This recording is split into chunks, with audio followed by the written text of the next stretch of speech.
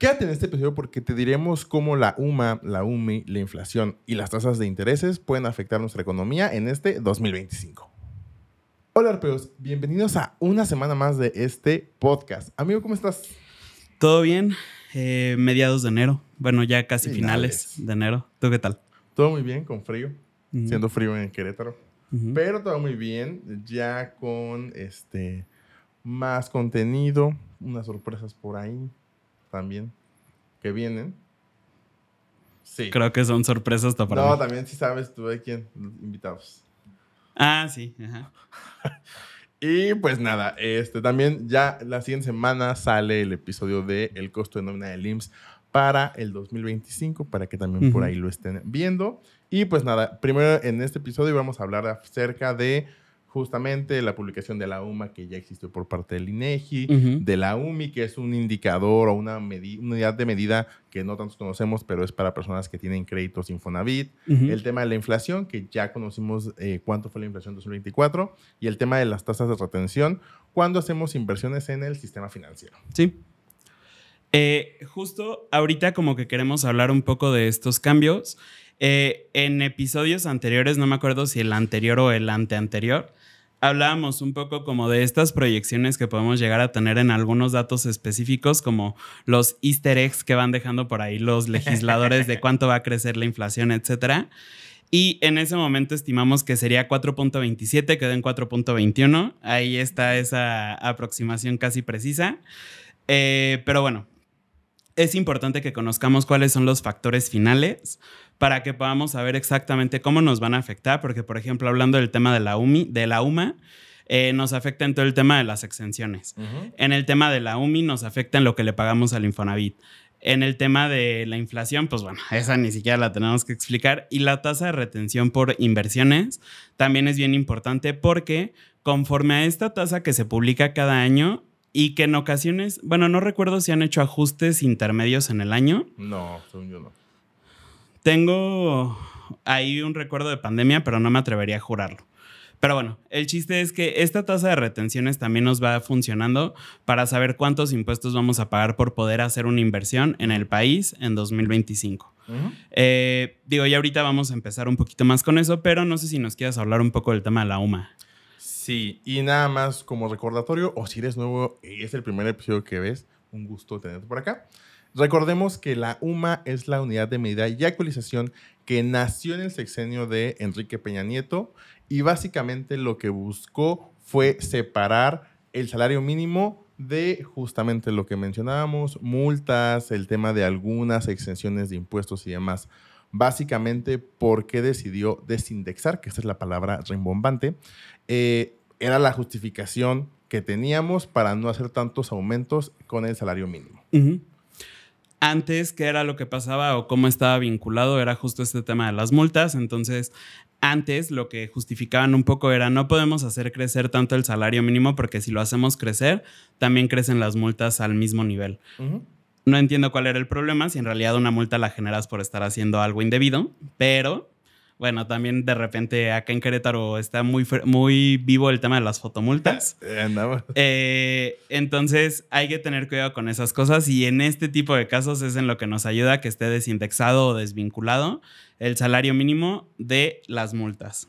Sí, o sea, por ejemplo, si vemos algunas leyes, como puede ser, por ejemplo, la ley del ISR, algunos reglamentos de tránsito, muchas veces el texto tal cual va a decir que existe una exención, por ejemplo, de 15 salarios mínimos. De 15 salarios mínimos. Y en estas leyes, cuando tengan que ver con temas fiscales, con temas de multas y demás, tenemos que entender ese texto de salario mínimo como UMA.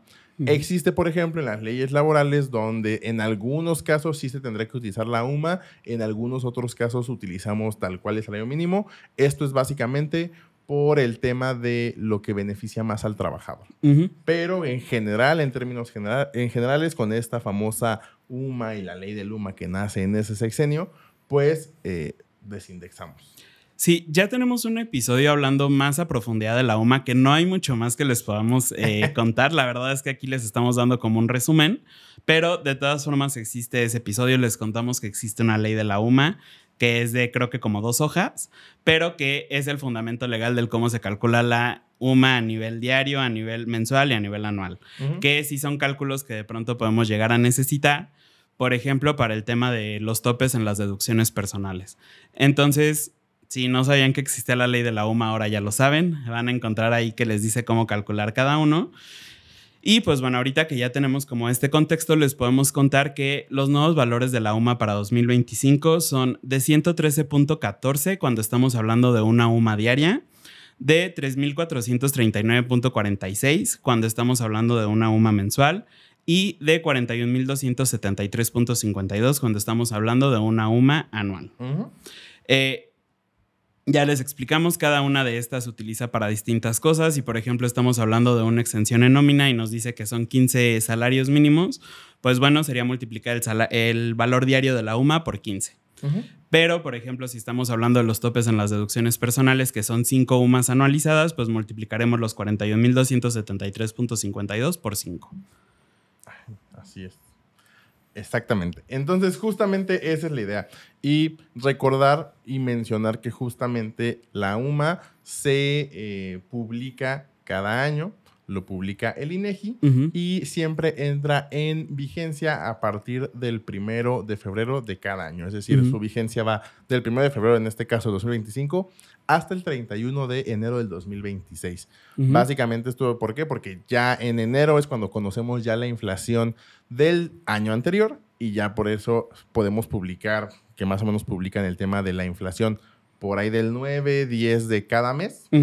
Y pues por eso es que entra en vigencia hasta febrero. Así es. Y entonces, lo único que sí también es importante que sepamos de la UMA y el por qué se publica a mediados de mes es porque va en función de la inflación. Entonces, justo ahorita, como lo mencionó Arturo, la inflación normalmente la publican el 9 o 10. Una vez que ya se tiene ese dato, ya podemos saber cuánto va a valer la nueva UMA. Y pues ya con eso, digo, a pesar de que no tengamos como una publicación específica por parte del INEGI, nosotros ya automáticamente sabemos que incrementa la inflación.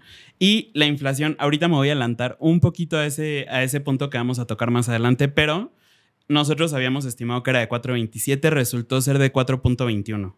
Entonces, digo, nada más en un cálculo de ejemplo, si anteriormente en 2024 una multa nos costaba 2,000 pesos, ahorita van a ser los 2,000 pesos más ese 4.21 de la inflación y entonces van a ser 2,084.20. Este es como una implicación o un efecto que pudiéramos estar llegando a sentir del cambio del valor de la UMA para 2025. Dicho eso, creo que con el tema de la UMA ya finalizamos. Creo que aquí una recomendación que les podríamos dar es revisar cuáles van a ser los montos exentos, o sea, que ustedes también los puedan tener en la mente. Y también si ustedes por lo general tienen esta apertura que esperamos que sí con sus colaboradores de decirles, oye, a ver, pues la UMA quedó en tanto. Entonces, por ejemplo, para los aguinaldos es una parte bien importante porque hay personas que sí tienen el aguinaldo completamente exento. Entonces es importante que lo tengamos en consideración y que pues se los podamos estar comunicando a los trabajadores también para que puedan entender un poco el cuándo sí se les retiene impuestos, cuándo no, etcétera. Exactamente. Y sí, o sea, tengamos lo claro porque este factor, que es el que más conocemos, nos implica, como dijimos, en todo. Incluso, por ejemplo, aquí en Querétaro, que el impuesto sobre nóminas tiene una parte exenta, también esa parte exenta va conforme a las sumas. 8 UMAs, por si les sirve de algo. Si vives en Querétaro y tienes nómina. Luego, el otro valor que bien lo mencionabas, que no es tan conocido, pero sí es muy importante, es la UMI, que básicamente esta es la unidad mixta del Infonavit, que esta la publica el Infonavit, y pues la idea justamente es para las personas que por alguna razón tienen aún sus créditos hipotecarios en vez de salario mínimos, no les afecte tanto el incremento ni de la UMA ni del salario mínimo y que se utilice este factor de la UMI. Nace en el 2016 también en una reforma con la finalidad de justamente cambiar el valor, porque recordemos, o más bien, tal vez no nos recuerdan porque también eran muy jóvenes, pero este tema de que hubiera créditos en vez de salario mínimos, lo que hacía es que cada año que se actualizaba o que aumentaba el salario, pues había un incremento en el crédito. Y entonces esto hacía muchas veces decir, pues estoy pagando hace 10, 15 años y sigue aumentando mi deuda, justamente el Infonavit lo que en su momento buscó en primera instancia fue el tema de cambiar estos créditos en vez de salario mínimo a factores de descuento, que básicamente es un porcentaje donde también se utiliza la UMI, y muchos no lo hicieron. Y entonces ya dije, o sea, justamente el Infonavit dice, pues sabes que para no afectar tanto, vamos a utilizar la UMI cuando también tu crédito diga ves salario mínimo. Esto es algo súper importante porque básicamente existía una reestructura, digamos, del crédito cada año. Entonces tú probablemente debías 10 veces salario mínimo y entonces era distinta las veces salario mínimo del 2024 a las veces salario mínimo del 2025. De hecho, existió justo esta campaña por parte del Infonavit y lo podías hacer en línea, o sea, simplemente era un trámite que podías hacer, pero que sí tenía un impacto muy fuerte en las finanzas porque pues al final no te iban a estar descontando más a comparación de la UMI porque pues aquí crecía el monto del crédito y crecía el monto del pago. Y pues también era una forma de poder ir controlando que no estuviera creciendo tanto tu crédito conforme iban pasando los años. Dicho esto, creo que lo único en esta parte en específico que les toca a ustedes verificar es si tienen algún colaborador que esté en esta situación, el cuánto le van a tener que estar descontando de ahora en adelante. La UMI, esta sí tiene vigencia a partir del mes de enero, entonces es importante que lo vayan checando. De todas formas, todo lo correspondiente al IMSS, Infonavit, etcétera, de enero, pues lo pagamos en febrero. Tienen tiempo de checarlo, pero es necesario que pongan manos a la obra en este preciso momento.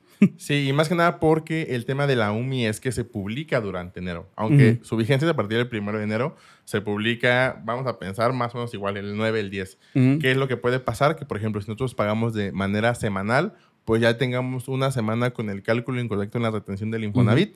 Sin embargo, pues será importante ahí hacer el ajuste tal vez en la segunda o en la tercera nómina para pues que justamente se esté pagando el crédito de manera correcta. O estés reteniendo la parte del crédito de manera correcta. Porque también el crecimiento de la UMI va en función de la inflación. Entonces también por eso lo publican tiempo después. Posteriormente, pues ya les hemos estado hablando muchas veces de la inflación en este episodio. Básicamente aquí lo que tenemos que saber, justo ya les habíamos dicho, hicimos una proyección que daba en 4.27. Esta proyección no nos la inventamos nosotros. Fue en función, si no me equivoco, del salario del subsidio al empleo, donde decían que íbamos a tener que aplicar un porcentaje, bla, bla, bla, bla, bla. En eso fue con lo que hicimos la proyección. Quedó en 4.21. Ese es el monto final que debemos de conocer como la inflación del 2024. Y aquí es bien importante que tengamos esto en consideración por muchas cosas. Podemos llegar a tener contratos de prestación de servicios que tengan un incremento en el factor de la inflación o incluso, por ejemplo, los contratos que podemos tener de arrendamiento. Muchas veces traen esta cláusula de que va un incremento en función de la inflación. Entonces, digo, por ejemplo, también los contadores es una práctica que normalmente se puede llegar a tener, el que haya un incremento en función de la inflación. Entonces, hay que checar si tenemos contratos que estén afectos a esto, ¿no? Para que podamos también tener en consideración si va a incrementar el monto del honorario o no, en cuánto, etcétera. Digo, ahorita es una inflación un poquito controlada de 4.21, pero llegamos a tener del 8. Sí. Entonces, en ese caso en particular, sí era bien relevante cuánto crecía la inflación.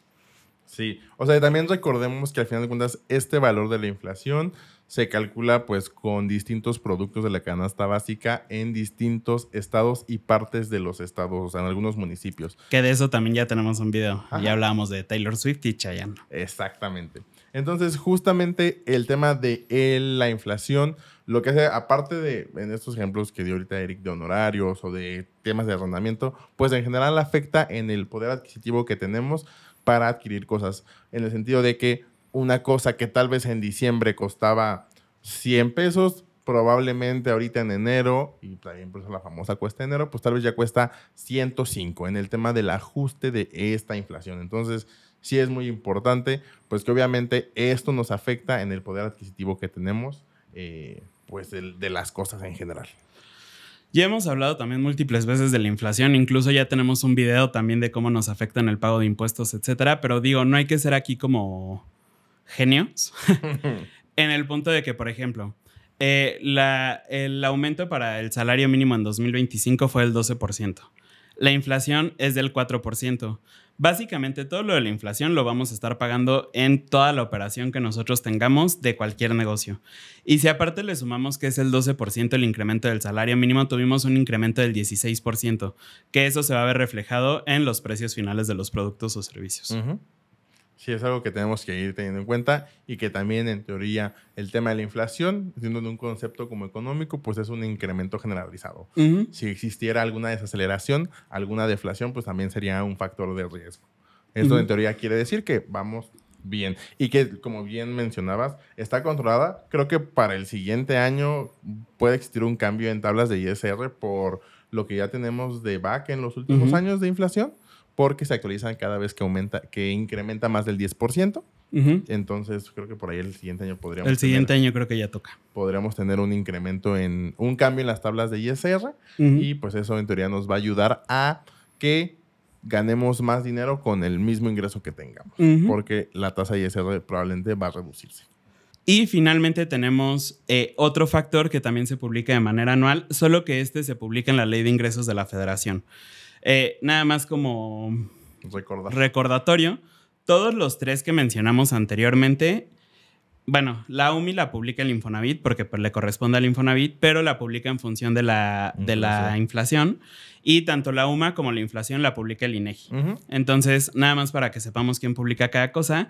Esta parte, por ejemplo, de las retenciones de las inversiones se publica en la Ley de Ingresos de la Federación, que chance ya lo sepas, chance no, es una ley que sí tiene vigencia anual. Por cada uno de los años o por cada uno de los ejercicios fiscales tenemos una Ley de Ingresos de la Federación. Entonces, aquí que se encuentra dentro del paquete económico. Ajá, justo. Aquí se va a estar publicando esto y básicamente cuando nosotros ya podemos tener un chismecito de cómo va a quedar es en septiembre o en el mes que corresponda, dependiendo del año en el que estemos, la entrega del paquete económico. Entonces, esta retención tenemos que saber que este año se mantuvo igual, es del 0.50% sobre el saldo invertido.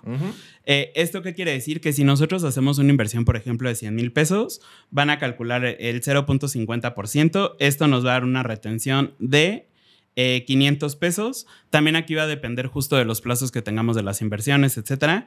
Pero es importante que lo tengamos en consideración porque esto también afecta de alguna forma el cuánto nosotros vamos a estar percibiendo por una inversión. Si nosotros, por ejemplo, hacemos esta inversión de 100,000 pesos esperando que tengamos un incremento en nuestra cuenta del 10% porque es lo que nos promete el banco, pues tal vez íbamos a tener ese 10%, pero también vamos a tener una retención y esto sí o sí afecta en nuestra cartera. Sí, y también, por ejemplo, es importante cuando veamos el tema de estas inversiones, que mencionando este 10% que mencionaba Eric, a lo mejor dice 10% anual, pero tú únicamente vas a invertir 3 meses. Entonces, tu inversión va a ser en proporción del tiempo que lo estés invirtiendo.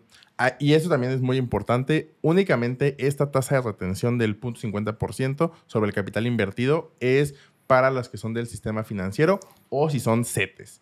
Si estás invirtiendo en alguna empresa, alguna SAPI, donde no exista, que no sean parte del sistema financiero, ahí es importante que vas a tener una retención del 20% sobre el monto de tus intereses. Entonces, aquí es importante nada más que identifiquemos si es una empresa que pertenece al sistema financiero o no. Perdón, me equivoqué. No son 500 pesos, son 50 pesos. Que eso va a ser por el tiempo que tengamos en la inversión.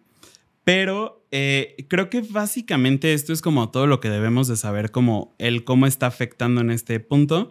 Aquí, esto que mencionaba Arturo de que únicamente aplica para las instituciones del sistema financiero, también debemos de saber que existen otras instituciones como por ejemplo pueden ser las OFIPOS, como es el caso de NU, donde no nos hacen una retención si no rebasamos, no me acuerdo exactamente el monto, el año pasado eran como 198,000 pesos, ahorita si quieren lo buscamos, pero hay algunas instituciones que no están obligadas a hacer esta retención, entonces también es importante que cuando vayamos a hacer una proyección de inversiones podamos saber en qué vamos a estar invirtiendo para saber si lleva retención o no, porque también cuando no son del sistema financiero, pero tampoco son una SOFIPO o tienen un tratamiento particular, pues tienen una retención distinta. Entonces es importante que sepamos en qué vamos a estar invirtiendo para ver si nos toca el 0.50, si nos toca el 20%, si nos toca el 35%, si nos toca lo que sea. Dicho esto, no sé si tienes algo más que quieras añadir al episodio. Pues creo que no. Creo que es importante que conozcan estos conceptos, que conozcan estos incrementos, porque sí nos va a afectar, digamos, en el día a día. Y pues siempre lo vamos a estar viendo si tenemos trabajadores, si compramos cosas en general con el tema de la inflación, si tengamos fotomultas por estar en exceso de velocidad en el Fray, aquí en Querétaro, pues ahí vamos a poder ver cómo impacta este tema de estas unidades de medida en nuestra vida real. Sí. Digo, nada más aquí como chismecito, esto de las fotomultas es un tema actualmente porque tiene como 3 años que lo empezaron a implementar. No tiene uno. No. O sea, tiene como 2 o 3, pero el año pasado condonaron todas. Y hasta apenas este año que sí se tienen que pagar es como, oye, brother, pero si no iba tan rápido. Entonces, literalmente por eso lo estamos mencionando. Ahorita en Querétaro es casi trending topic porque pues ya toca pagar las tenencias. Pero bueno, nada más para que tampoco estén tan desconectados de este chismecito. Y bueno, creo que sí es todo por el episodio de esta semana. Era únicamente informativo, que puedan conocer cómo afecta, cuáles son los puntos que tendrían que estar considerando en cada uno de estos factores. Y en caso de que no sepas específicamente cómo te afecta o que no sepas, en dado caso, cómo le puede llegar a afectar a tus clientes, puedes agendar una asesoría con nosotros dependiendo en qué caso estés. Si eres emprendedor, si eres empresario y no sabes cómo va a afectar esto específicamente a tus proyecciones de nómina, puedes esperar un recurso gratuito que sería nuestro siguiente capítulo, donde vamos a hablar de las proyecciones de nómina, o podemos hacer una proyección específica de toda tu nómina, acorde a lo que sí tienes en tus empleados, a lo que sí les pagas, etcétera, en una asesoría de impacto fiscal a tu medida. Esta asesoría es una asesoría de 1 hora, impacto fiscal a tu medida. Está especializada en tema de emprendedores, en tema de empresarios. Y aquí vamos a revisar todo lo que te está doliendo actualmente en tu negocio para que sepas cómo lo puedes cambiar. En caso de que tú, por ejemplo, seas un contador y no sepas exactamente cómo va a afectar esto en las proyecciones de nómina de tus clientes, etcétera, tenemos una asesoría que se llama Contadores Plus. Esta asesoría es de 1 hora y media y va tan técnica o tan platicadita como se requiera. Aquí el objetivo no es complicarte con información extra. Sí, no, justamente es pues hablarnos de contadores a contadores, como quieras platicarlo, como sea fácil para ti también poder explicarlo. Entonces, esta es la idea. Por eso está esa asesoría, porque esa es la idea, el poder apoyarnos como contadores. Y el link para estas asesorías las puedes encontrar en la descripción del episodio, donde sea que lo estés escuchando. Lo puedes encontrar en nuestras redes sociales, en la página de internet, etcétera. De cualquier forma, si no sabes exactamente en dónde te estamos mandando a que lo puedas encontrar como nuestras redes sociales, nos puedes encontrar en Instagram, TikTok, YouTube, Spotify y ya. Creo que no vamos a mencionar las demás porque tampoco les damos tanto seguimiento y estas son las que sí son oficiales. Sí, o sea, ahí nos pueden encontrar como Arpea Consultores, en todas estamos igual. Entonces, pues ahí nos pueden encontrar, mandar un DM, mandar asesorías, o sea, de cualquier cosa, etiquetarnos si estás escuchando. Gracias a los que nos etiquetaron hace poquito también. Gracias por escuchar este contenido. Y pues creo que es todo por el episodio de esta semana. Ajá. Yo soy Eric. Yo soy Arturo. Juntos somos Arpea y nos escuchamos la siguiente semana.